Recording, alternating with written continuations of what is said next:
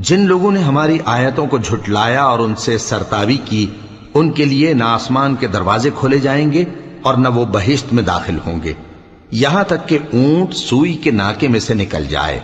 और गुनाहगारों को हम ऐसी ही सजा दिया करते हैं। ऐसे लोगों के लिए नीचे बिछोना भी आतश जहन्नम का होगा और ऊपर से ओढ़ना भी उसी का। और जालिमों को हम ऐसी ही सजा दिया करते हैं। और जो लोग ईमान लाए और अमल नेक करते रहे और हम किसी शख्स को उसकी ताकत से ज्यादा तो जिम्मेदार बनाते ही नहीं, ऐसे ही लोग अहले बहिश्त हैं कि उसमें हमेशा रहेंगे। और जो कीने उनके सीनों में होंगे हम सब निकाल डालेंगे।